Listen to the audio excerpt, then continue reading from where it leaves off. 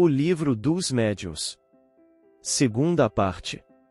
Capítulo 25.1. Considerações gerais das evocações.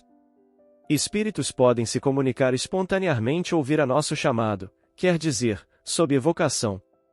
Algumas pessoas pensam que se deve abster de evocar tal ou tal espírito e que é preferível esperar aquele que quiser se comunicar. Elas se fundamentam sobre esta opinião, que chamando um determinado espírito, não é certo que seja ele que se apresente, enquanto que aquele que vier espontaneamente de sua própria vontade prova melhor sua identidade, porque anuncia o desejo que tem de conversar conosco. A nosso ver, aí está um erro, primeiro, porque sempre há espíritos em volta de nós, na maioria das vezes de baixo estágio, que desejam se comunicar, não chamando nenhum em particular, é abrir a porta a todos que quiserem entrar. Numa assembleia, não dar a palavra a ninguém é deixá-la livre para todos e sabe-se o que daí resulta. O apelo direto feito a um espírito determinado é um laço entre ele e nós. Chamamos por nosso desejo e assim opomos uma espécie de barreira aos intrusos. Sem um apelo direto, um espírito não teria motivo de vir a nós, se não for o nosso espírito familiar. Essas duas maneiras de operar têm cada uma suas vantagens, e o inconveniente não seria senão na exclusão absoluta de uma das duas. As comunicações espontâneas não têm nenhum inconveniente quando se domina os espíritos e quando se tem a certeza de não deixar-se dominar pelos maus. Então, é sempre útil esperar a boa vontade daqueles que querem se manifestar, porque seu pensamento não sofre nenhum constrangimento e podemos obter dessa maneira coisas admiráveis, enquanto que não se sabe se o espírito que foi chamado esteja disposto a falar, ou seja, capaz de o fazer no sentido que se deseja. O exame escrupuloso que aconselhamos é uma garantia contra as más comunicações. Nas reuniões regulares, sobretudo naquelas em que se ocupa de um trabalho seguido, há sempre espíritos habituados que se encontram nelas sem que os chamem, pela razão da regularidade das sessões, eles são prevenidos, frequentemente tomam a palavra espontaneamente para tratar de um assunto qualquer, desenvolver uma proposição ou prescrever o que se deve fazer, e então são facilmente reconhecidos, seja pela forma de sua linguagem que é sempre idêntica, seja pela escrita, seja por certos hábitos que lhes são familiares. Assim que se deseja comunicar com um espírito determinado, é necessário evocá-lo. Ver item no 203. Se ele pode vir, obtém-se por resposta, sim, estou aqui, ou ainda, que querem de mim? Algumas vezes, entra diretamente na matéria respondendo por antecipação às perguntas que se lhe propunha dirigir. Assim que um espírito é evocado pela primeira vez é preciso designá-lo com precisão. Nas questões que lhe são dirigidas, é necessário evitar as formas secas e imperativas que seriam para ele motivo de afastamento. Essas perguntas devem ser afetuosas ou respeitosas, segundo o espírito, e, em todos os casos, testemunhar a benevolência do evocador. Frequentemente, fica-se surpreso pela prontidão com que um espírito se apresenta, mesmo pela primeira vez. Dir-se-ia que ele foi prevenido. É o que acontece quando se preocupa antecipadamente com sua evocação, e como temos nossos espíritos familiares que se identificam com nosso pensamento, eles preparam os caminhos de tal sorte que a isso nada se opõe, o espírito que se quer chamar já está presente.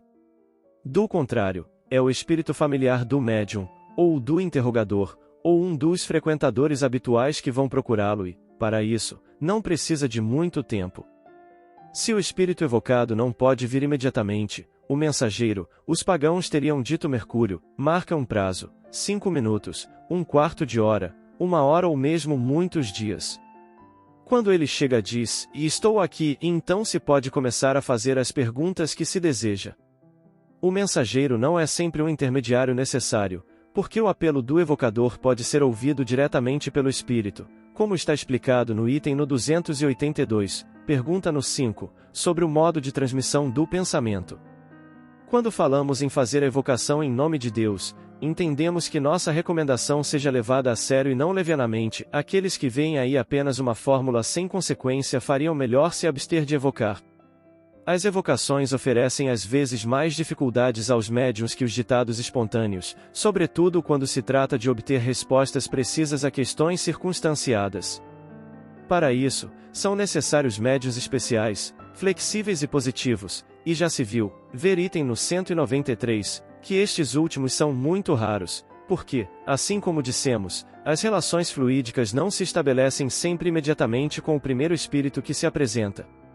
Por isso é útil que os médiuns não se entreguem às evocações detalhadas, senão depois de estarem seguros do desenvolvimento de sua faculdade e da natureza dos espíritos que os assistem. Os que são mal assistidos às evocações não podem ter nenhum caráter de autenticidade. Os médiuns são muito mais procurados pelas evocações de interesse privado do que pelas comunicações de interesse geral. Isso se explica pelo desejo bem natural que se tem de conversar com os entes que nos são caros. Sobre esse assunto, devemos fazer muitas recomendações aos médiuns. Primeiro é não aceder a esse desejo, senão com reserva no tocante às pessoas, sobre a sinceridade das quais não estejam completamente seguros e de se pôr em guarda contra as armadilhas que pessoas malfazejas possam lhes preparar. Segundo, de não se prestar sob nenhum pretexto, se perceberem uma finalidade de curiosidade e de interesse, e não uma intenção séria da parte do evocador, de se recusar a toda questão ociosa que saia do círculo daquelas que se pode racionalmente dirigir aos espíritos. As questões devem ser postas com clareza, nitidez e sem segundas intenções, se quiserem respostas categóricas. É necessário, então, rejeitar todas aquelas que teriam um caráter insidioso, porque se sabe que os espíritos não gostam de perguntas que têm por finalidade pô-los à prova. Insistir em questões dessa natureza é querer ser enganado. O evocador deve ir franca e abertamente ao fim, sem subterfúgios e sem rodeios. Se teme se explicar, é melhor que se abstenha. Convém ainda não fazer senão com muita prudência as evocações na ausência de pessoas que as pedem. É preferível não fazê-las. Só essas pessoas são aptas a controlar as respostas, a julgar a identidade, a provocar esclarecimentos, se forem necessários, e a fazer as perguntas ocasionais exigidas pelas circunstâncias. Além disso, sua presença é um laço que atrai o espírito, frequentemente pouco disposto a se comunicar com estranhos pelos quais não tem nenhuma simpatia. O médium, em uma palavra, deve evitar tudo o que poderia transformá-lo em agente de consulta, o que, aos olhos de muita gente, é sinônimo de leitor de sorte.